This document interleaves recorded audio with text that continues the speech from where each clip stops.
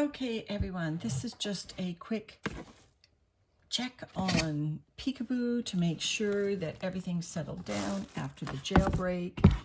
So here's the plastic tote lid that I gently lay on the surface. It doesn't form a complete seal all the way around, but it does keep the moisture in on the bedding. As you can see, the hemp mat is still moist.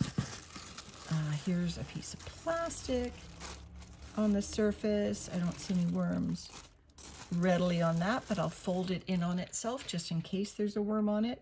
Here's the hemp mat. Oh, there are still worms in it all over. So I don't try to get them out of the hemp mat. There's a big worm. I'm just going to fold them in on themselves. So how are you worms behaving today after your jailbreak?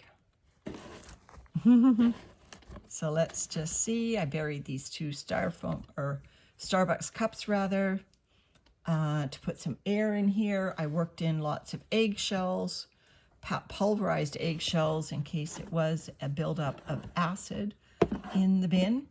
Many people just said, what's condensation? I've obviously had condensation before in my bins. I've never had that many worms try to escape with condensation. I actually think it was more than that. But could have been both, right? Could have been opportunity plus desire.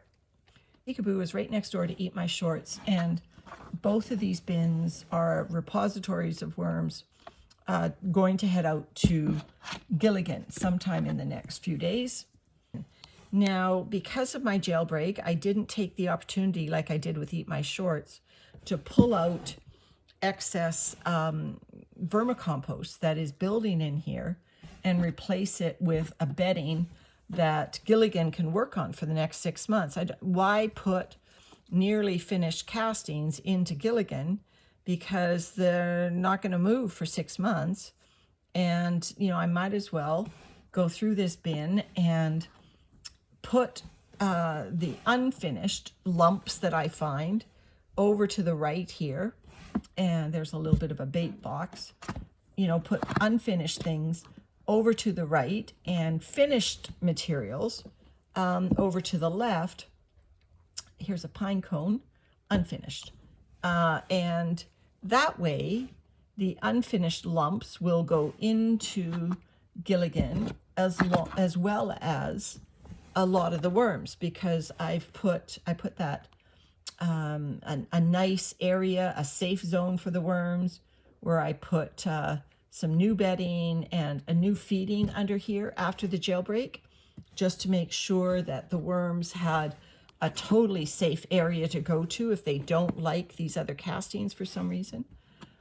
I'm still finding worms all through the bin, so I think whatever problem with the castings has been resolved.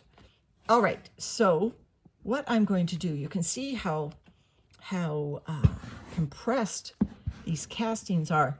Just the weight of the castings just forms these really compressed against the bottom.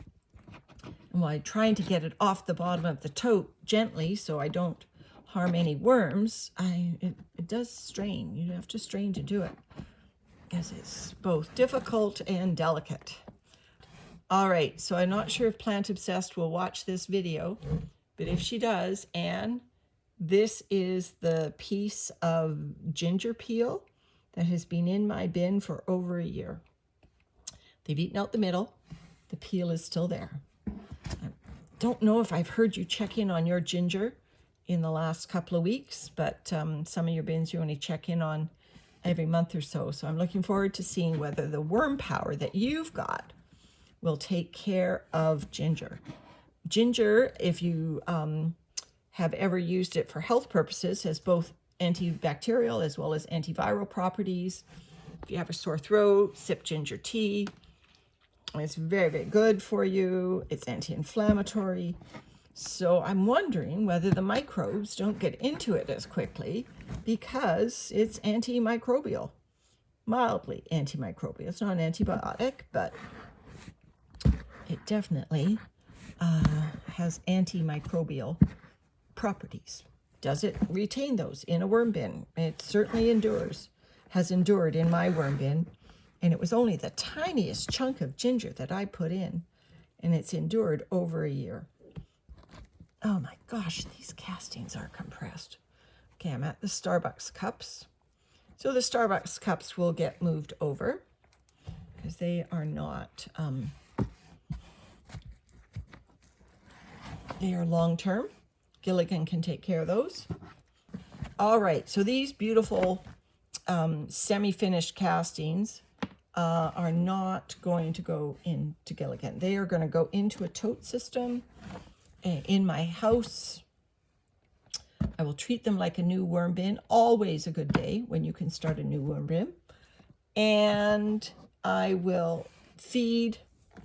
I've already fed over here, but when I feed once more before we pull this material, hopefully we'll even get more worms into this area. But let me just, do what I promised to do at the start of the video, assure you that the worms are all fine. What I did is I gave them watermelon and leaf mold over here so that they would get a safe haven to go in case they didn't like the old bedding. And you can see they have indeed moved into this area in huge number. There's an old piece of the hemp mat as well. There's just bucket loads of worms here, handfuls. And so they are definitely in this zone, happy as clams. So I'm going to leave them there, and they are the worms that I will pull out to go to Gilligan. I'll just give them the Starbucks cups, give them their watermelon back, and hopefully they'll stay here. And all of that material will get moved to Gilligan sometime in the next few days. And if they stay in the zone, I might not have to give them another feeding. If they're here still in a few days, then that might be good enough. All right, everyone, that's a check-in on Peekaboo. Everything looks like it's returned to normal. Bye for now.